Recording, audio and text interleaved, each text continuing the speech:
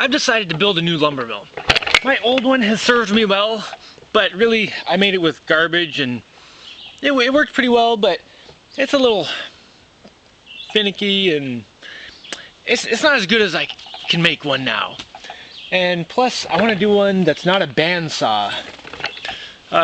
Just because the bandsaws are so, there's so many things that can go wrong with them. There's lots of moving parts and it's like, you know, you have your guides and then the tension has to be right or else the band like doesn't stay in line and it wanders up and down, it makes crooked boards. So there's just like a lot of different things that you have to keep just right. And then, you know, if it breaks, it goes whoa. Although I haven't had any problems with it like flying out at me. It just kind of falls on the ground. But, you know, hypothetically speaking, if it broke and you got caught, it could like, I don't know. Anyway, I'm also going to make it so that the top of the, you know, the carriage thing moves up and down so that I don't have to move the log. Because in my current lumber mill, I just pick the log up, stick a 2x4 under it or something that's whatever thickness I'm trying to cut to pick up the log that amount. Anyway, I was thinking about how to make a lumber mill, you know, with a big wheel saw cheaply. Because I don't want to spend like, you know, thousands of dollars on it. I want to spend like less than 100. So I'm looking around at what I have. And I have a whole bunch of pipes. There's some more pipes. There's some pipes in my truck over there. Here's some more pipes. So I'm going to make it out of those pipes mostly. And then I have a bunch of rollerblade ball bearings. So I think I'm going to use those to make the rollers that go on the track, you know, to slide, you know, kind of like these. This is actually rollerblade wheels on this track, but I'm going to make it different. I'm going to make one from scratch. And I think I'm going to make the wheels from scratch too. Because I do have a bunch of polycarbonate and I can cut circles out and make like kind of pulleys that fit right on the pipes. And I went to Home Depot and found the biggest saw blade I could find. Oops, which is a 12-inch thingy.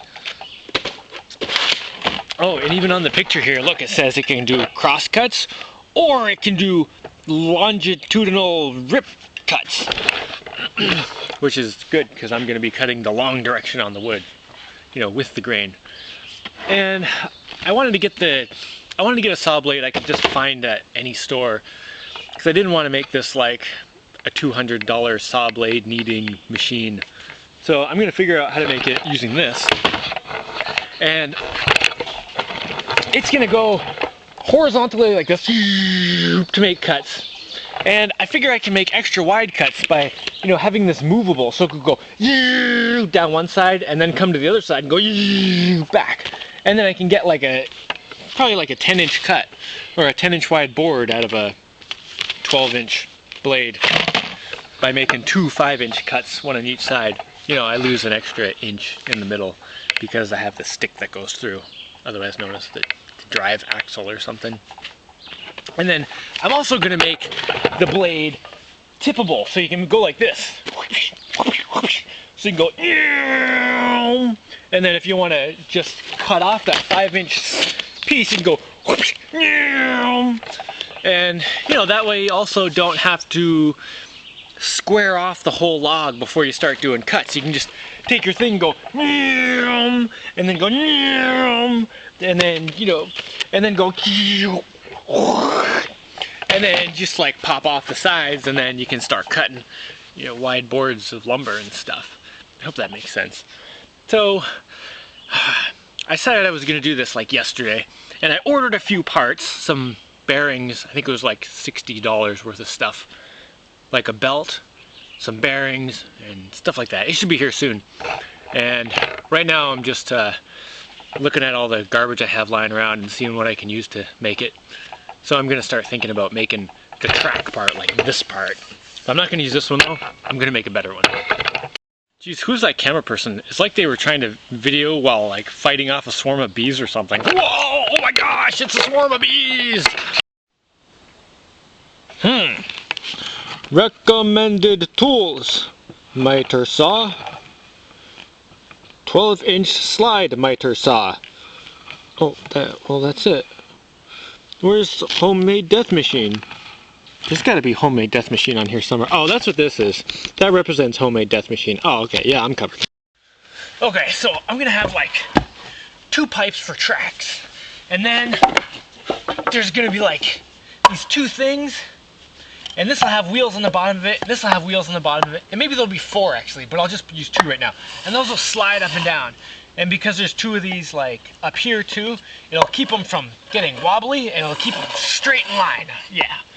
And then, you know, this will be attached on here to hold those together. This will all be solid steel.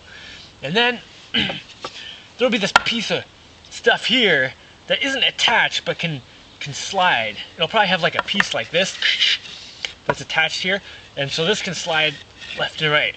And then there's gonna have to be a piece that attaches this, like a slide up and down on that.